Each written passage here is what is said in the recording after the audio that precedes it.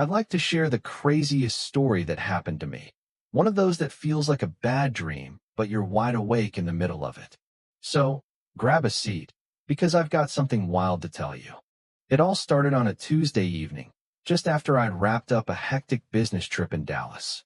If you've ever had one of those flights that's delayed for hours, you know the feeling exhausted, ready to just crawl into bed, shut the world out for a while.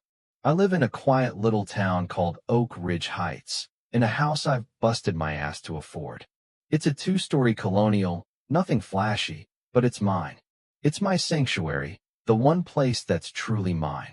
I got home around 11 p.m., tired but relieved to finally be back in my own space. I pulled into the driveway, and the first thing I noticed was a light on in the kitchen. Nothing big, right?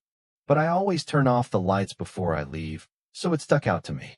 I stood there for a second, keys in hand, wondering if I'd forgotten to turn it off before I left. But honestly, after a delay like that, I wasn't exactly thinking straight. I unlocked the door, stepped inside, and immediately knew something was wrong. The air wasn't stale like you'd expect in an empty house. It smelled, lived in. There was this faint scent of coffee, and something floral, which wasn't mine. My hardwood floors, which I'd left spotless, had scuff marks on them, and there were crumbs near the kitchen entrance. I froze for a moment, trying to piece it together, but the unsettling feeling hit me hard. I moved quietly through the house, and that's when I noticed more weirdness. The kitchen was different. Someone had been cooking. The pans were clean but arranged in a way I never would have done. The coffee maker had residue in it, and there were dishes drying in the rack dishes I hadn't used. Now, I'm usually a calm guy, but my blood pressure started to climb, and I could feel my heart pounding. It wasn't until I heard the unmistakable sound of a toilet flushing upstairs that everything clicked. That's when my mind started racing. Who the hell was in my house? Had someone been levying here while I was gone? I grabbed a kitchen knife out of instinct, nothing big, just something to defend myself in case things got real. As I climbed the stairs, I could hear movement coming from my guest bedroom, a room I never use. I pressed my ear to the door, and I could hear someone inside, rustling around, mumbling to themselves. Most people would have called the cops right then, but I was angry, and honestly, I wanted to know what the hell was going on in my own house before I brought in anyone else. I slowly turned the doorknob, and when I opened it, I couldn't believe my eyes. There she was, a woman, probably in her late 50s, with stringy blonde hair, wearing a faded pink nightgown, sitting on my guest bed, painting her toenails. She was just sitting there, watching some reality show on the TV, magazines spread out around her like she owned the place. I stood there, dumbfounded. I still couldn't process what I was seeing. She looked up at me, completely unfazed, and said, "Oh, you must be Ben. I've been staying here while you were away. Don't worry, I've been taking great care of the place." I stood there with my mouth hanging open. I still had the knife in my hand, but I was frozen. I didn't know what to say. "What the hell are you doing in my house?" I finally managed to choke out. She didn't seem rattled in the slightest. "Well, it was just sitting here empty, wasn't it? I figured I'd take care of it for you. I've been doing you a favor." Her logic didn't just confuse me, it pissed me off. This woman had broken into my home, lived here for months, and now she was acting like she'd been doing me a favor? But that's when I realized this was way bigger than a simple trespassing case. This woman's sense of entitlement was off the charts. I told her to pack up and leave, but she scoffed at me. "I didn't break anything. The back door was unlocked," she said, as if that made everything okay. I knew for a fact that door was locked. But this woman, she had the nerve to act like I was the one in the wrong. My blood was boiling. I tried to keep it together, but I was losing my patience. "Listen, you need to leave. Now, or I'm calling the cops," I said, my voice shaking with anger. But she just looked at me, completely unfazed, and went back to painting her nails. It was as if she thought she had every right to be there. It wasn't until she said something about how well she'd maintained the house that I snapped. "You've been levying in my house for 6 months, and now you're telling me you've been taking care of it? You can't just decide to live here, lady."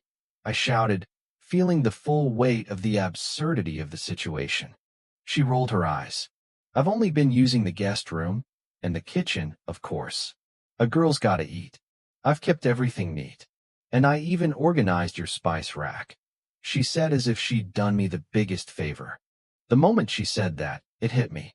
She had been here long enough to reorganize my spice rack. I couldn't believe it. How long have you been here? I asked, my voice low with disbelief. Oh, about 6 months now, maybe longer, she replied, almost casually, as if it was no big deal. 6 months. I could barely process the reality of it. She'd been levying in my house all this time while I was gone, learning my schedule, watching me, probably even planning all of this. She was calm, too calm, like she had everything under control. That's when the full weight of it hit me. This wasn't just a squatter issue.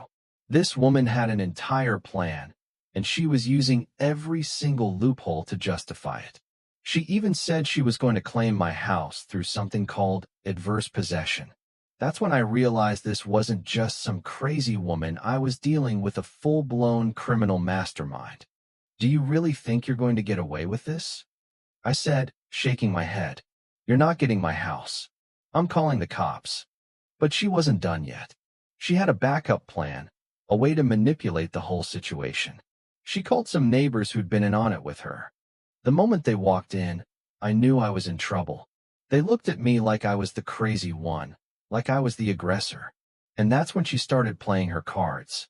She spun a completely different story, one where I was the VY lane, and she was the poor old woman being threatened by me. And just like that, everything I'd known about my own life, my own reality, was twisted into a lie. She had everyone fooled, including the cops who were about to arrive. I was left standing in my own house, fighting for the truth. But in that moment, I realized something. I wasn't alone. I had the EVY Denke. I had the facts. I wasn't going to let this woman take everything from me. I wasn't just going to stand there and let her manipulate her way into my life. The cops arrived, and I took my shot. I showed them everything: her surveillance, her documents, her twisted plan. And when it was all laid out, the truth was undeniable. She was arrested, and I got my house back. But that's not the end. This whole experience changed me. It made me realize that some people can't be reasoned with. They'll twist reality, manipulate the system, and try to steal your life. But if you stand firm, fight for what's rightfully yours, and have the EVY Denke to back you up, justice can still prevail. I'll never forget that feeling of reclaiming my home, my sanctuary. And as for Sarah, well, she's facing the consequences now. But let me ask you, Fisto, you think I did the right thing? Should I have handled it differently? Drop your thoughts in the comments. Let's talk about it.